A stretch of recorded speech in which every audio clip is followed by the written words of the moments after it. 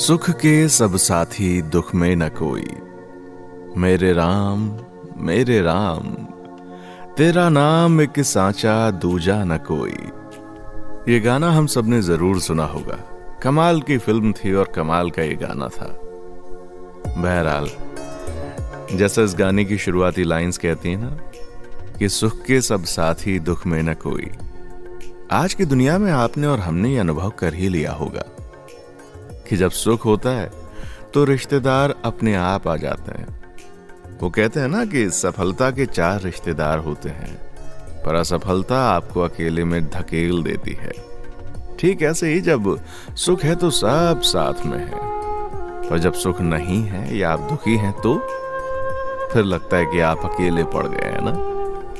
पर अगर मैं कहूं कि ऐसा नहीं होता, इसका उल्टा होता है, तो फिर आपको क्या लगेगा?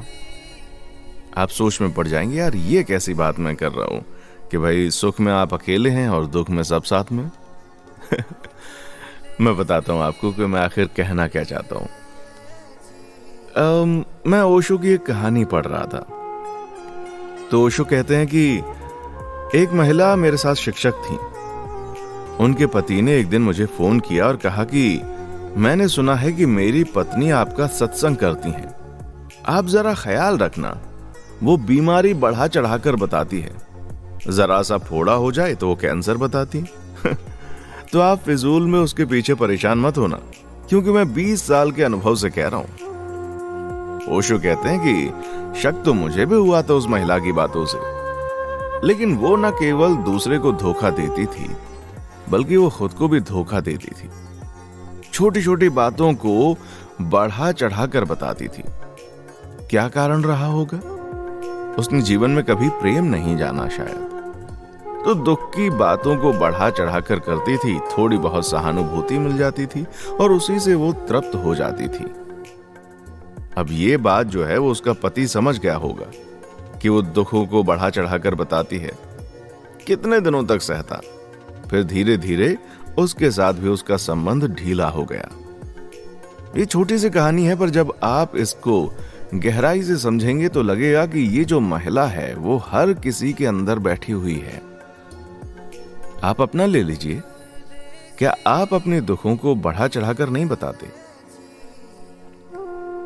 या फिर आप एक काम कीजिए, जैसा कि हमने शुरुआत में बात की ना कि सुख के सब साथी दुख में ना कोई। आप गौर कीजिए, आपके अड़ोस पड़ोस में लोग आपकी बातों को कब बहुत ज्यादा इंटरेस्ट से सुनते हैं?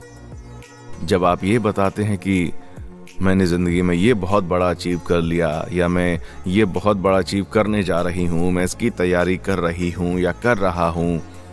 जब भी आप कुछ अच्छा बताते हैं तो आप गौर से देखिए अपनी सराउंडिंग को कि वो लोग आपको किस तरह से देख रहे हैं, उसमें कितना रुचि ले रहे हैं। आपकी बातें जहां से आपको खुशी मिल रही है, कुछ बड़ा करने की उम्मीद आपके अंदर जगी है, उस वक्त उन सारे लोगों का रिएक्शन कैसा है? एक बार जरा सोचिए, गौर कीजिएगा उनके रिएक्शन पर।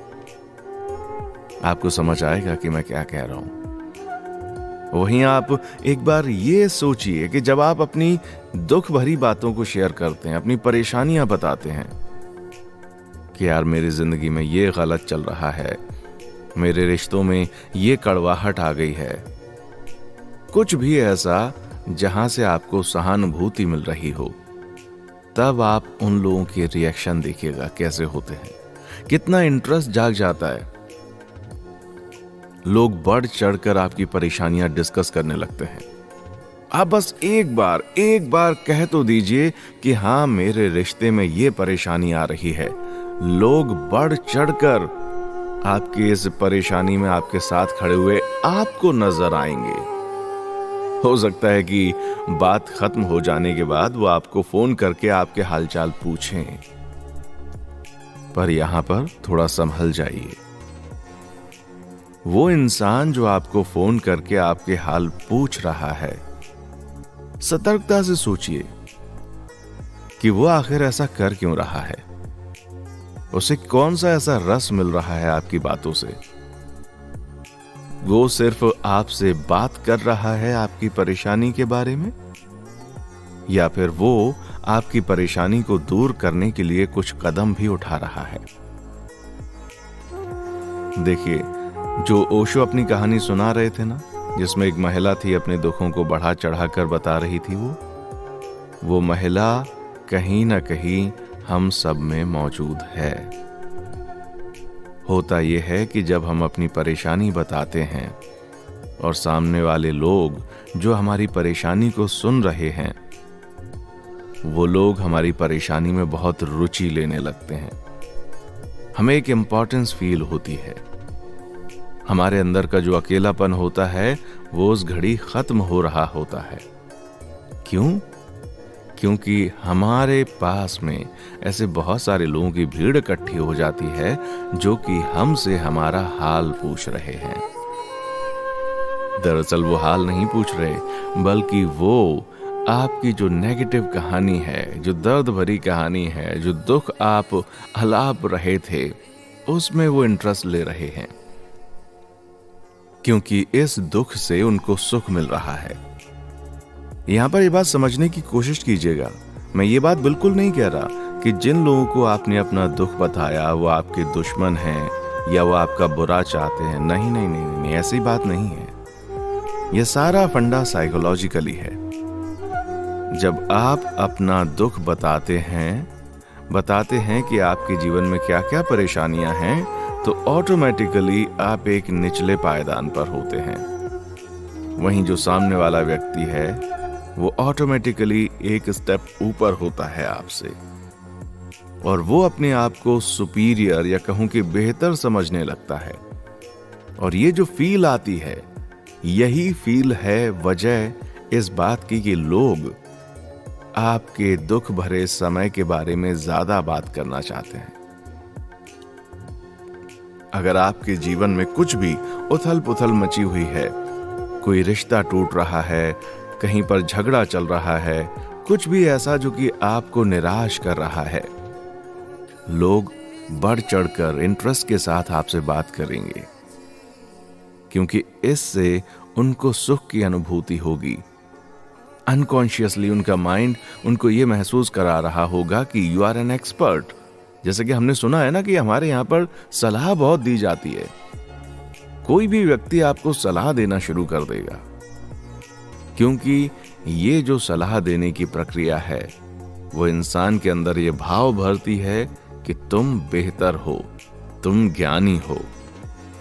और यही वजह है कि आजकल हर कोई व्यक्ति आपको सलाह दे देता है, पर जब बात करने की आती है तो कितने लोग खड़े होते हैं? ये प्रश्न है जो कि हमें और आपको अपने आप से पूछना चाहिए।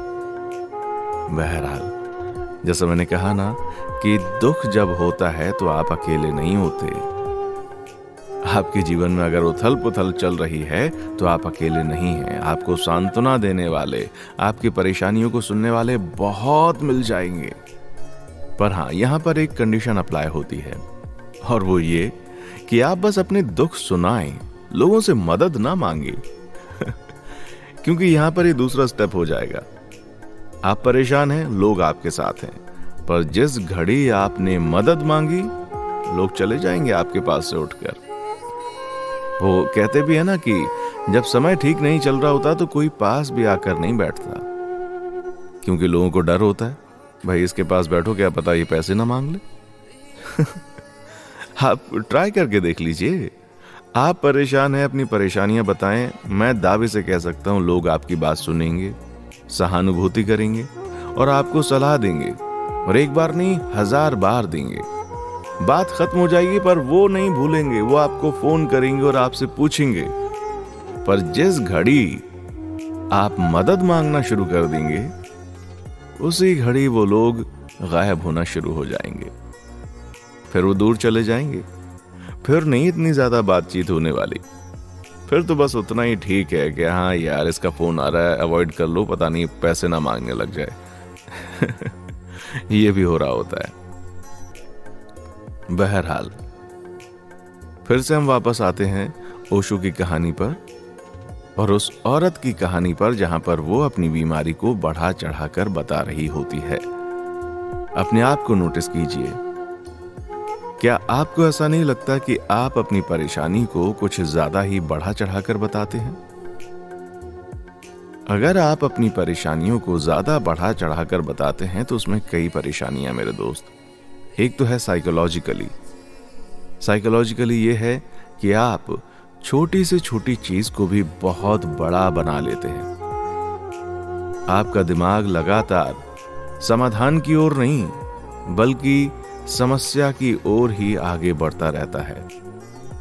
समस्या छोटी सी थी पर आपने उसको दोहरा के और अपनी आदत के अनुसार बढ़ा चढ़ाकर बताने से अपने दिमाग को ये संकेत दे दिए कि आप बहुत परेशान हैं, परेशानी से जूझ रहे हैं। तो अब दिमाग आपका परेशान रहना शुरू कर देगा। तो इसलिए सबसे पहले तो ये करें कि अपनी समस्याओं को इतना ज्यादा बढ़ा चढ़ाकर ना बताएं कि वो बहुत ज्यादा बड़ी बन जाएं। दूसरी बात यह है कि जब भी आप अपनी समस्याएं बता रहे होते हैं, अगर आप किसी से मदद नहीं मांग रहे, राइट, इस बात को जहन में रखिएगा अपनी।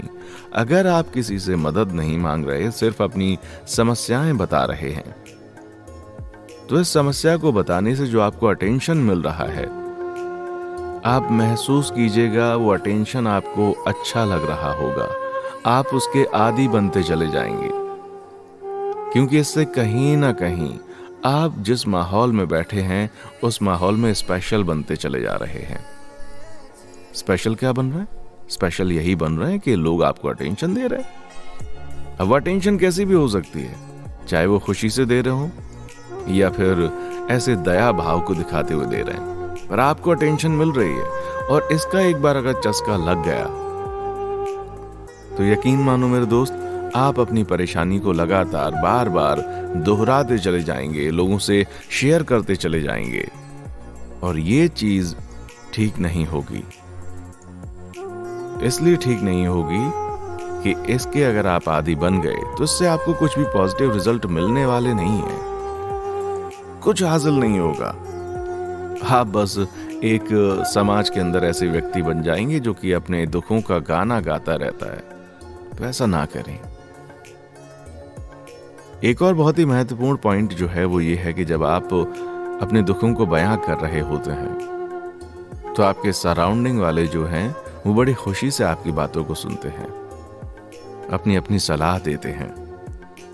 यहां तक हो सकता है कि आपको ऐसा लगने लग जाए कि ये सब मेरे बहुत अच्छे दोस्त हैं, पर यकीन मानो दोस्त वो होगा जो कि आपकी मदद भी करेगा। जब आप मदद मांगेंगे तो वो भागेगा नहीं, सिर्फ ज्ञान नहीं देगा बल्कि वो खुद भी आपका हाथ पकड़ के आगे बढ़ेगा। तो बस एक ही चीज का फायदा हो सकता है अगर आप लिमिट में करें कि आप ये जान लेंगे कि आपका सगा कौन है जो कि आपको आपकी परेशानी से बाहर निकालने में मदद कर सकता है, वरना तो बाकी लोग सुन ही रहे। एक सबसे बड़ा नुकसान जो होता है वो सामाजिक तौर पर यह होता है कि आपकी जो इमेज होती है वो एक नेगेटिव इंसान की बननी शुरू हो जाती है। एक ऐसे दुखी परेशान इंसान की इमेज आपकी बननी शुरू हो जाएगी जिसके पास थोड़ी देर के लिए तो ठीक है, पर ज्यादा समय के लिए लोग बैठना भी पसंद नहीं करेंगे, क्योंकि आप हमेशा ही अपनी परेशानियों का गाना गाते रहते हैं। थोड़ी देर तो इंसान इंटरेस्ट ले सकता है, पर ज्यादा नहीं, क्योंकि उसकी अपनी जिंदगी में बहुत सारी चीजें चल रही होंगी। तो इसलिए ऐसा बिल्कुल भी ना करें, राइट? अब बात कर लेते हैं इस बारे में कि जब आप खुश होते हैं, जिंदगी में कुछ बड़ा अचीव कर लिया होता है या करना चाहते हैं, उस घड़ी क्या हो रहा होता है।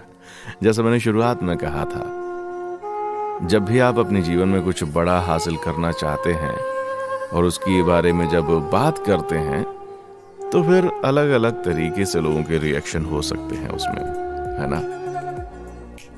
तो वहां पर जब आप इस तरीके से अपने बारे में बताते हैं कि मुझे कुछ बड़ा हासिल करना है या मैं करूंगी, तो लोगों में एक ईर्ष्या का भाव पैदा हो जाता है, जेलसी जिसे हम कहते हैं, जलन हो जाती है। कुछ लोग तो ऐसे होते हैं जो कि जब तक आप उनको ये बता रहे थे कि यार मैं बहुत परेशान हूँ, मैं दुखी हूँ, मेरे जीवन में ये गलत हो रहा है, वो गलत हो रहा है, तब तक तो बड़ी खुशी खुशी आपसे रोज बात कर रहे थे, पर जिस घड़ी आपने ये बताना शुरू कर दिया कि मैंने ये बड़ा हासिल कर लिया है या मैं ये बड़ा हासिल करना चाहती हूँ या चाहता हूँ और उस दिशा में मैं कर्म कर रहा हूँ, उसी दिन से तुम देखोगे मेरे दोस्त कि आपका जो सर्कल था वो धीरे धीरे कम होना शुरू हो गया है। क्यों? इसलिए क्योंकि लोग बहुत ज्यादा आपके अच्छी बातों को नहीं सुन सकते, अचीवमेंट्स को नहीं सुन सकते। अगर सुन भी लेंगे, आपके मुंह पर कुछ ना बोलेंगे, तो पीठ पीछे यकीन मानो वो ये बात कह रहे होंगे। हाँ, भाव बढ़ गए हैं इसके, इसलिए ऐसी बकवास कर रहा है, देख रहा है कैसे 30 मार खां बन रहा है। इस तरीके की बातें होंगी, तो इसलिए सोच समझकर अपना सर्कल को चुने। इसके बाद आज का एपिसोड मैं यहीं पर खत्म करूंगा जहां से हमने शुरू किया था। सुख के सब साथी, दुख में न कोई, ये बात बिल्कुल सही है। बस कंडीशन अप्लाई ये हैं कि जब आप मदद मांग रहे हो, ठीक है? अगर आप मदद मांगेंगे तो आपके दुख में कोई भी नहीं है। बड़ी मुश्किल से 1-2 लोग होंगे, वो भी अगर आपकी किस्मत अच्छी है तो, वरना सच में दुख में ना कोई। पर हाँ, सुख में सब होंगे। जब आप नई गाड़ी ले लेंगे तो उसकी राइड के लिए आपके साथ में सारे आपके दोस्त आ जाएंगे, पर जब किराए के लिए पैसे नहीं होंगे तो बड़ा मुश्किल है कि कोई आपको किराए के पैसे दे दे।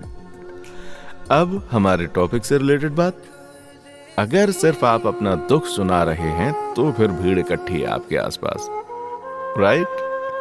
चलिए, आई होप कि आपको सारी बात समझ में आ गई होगी कि आपको ज्यादा अपने दुखों का बखान नहीं करना है, बढ़ा चढ़ाकर नहीं बोलना है अपने दुखों के बारे में, क्योंकि इससे दिमाग में एक गलत संकेत जाता है और दिमाग को लगता है कि आप बहुत बड़ा पहाड़ तोड़ रहे हैं। So don't do it. चलिए, इन्हीं शुभकामनाओं के साथ कि आप खुश रहें, खुशियां बांटते रहें, जरूरतमंद लोगों की मदद करते रहें और सुनते रहें आपका अपना चैनल सुपरहिट जिंदगी। अभी के लिए मैं जा रहा हूं। चैनल को लाइक, शेयर और सब्सक्राइब करना बिल्कुल ना भूलें। आप किसी टॉपिक पर वीडियो चाहते हैं तो हमें जरूर बताएं, नीचे कमेंट सेक्शन में आपका इंतजार रहेगा। अभी जा रहा हूं इस वादे के साथ कि जल्दी आपसे फिर होगी मुलाकात। देखने के लिए शुक्रिया।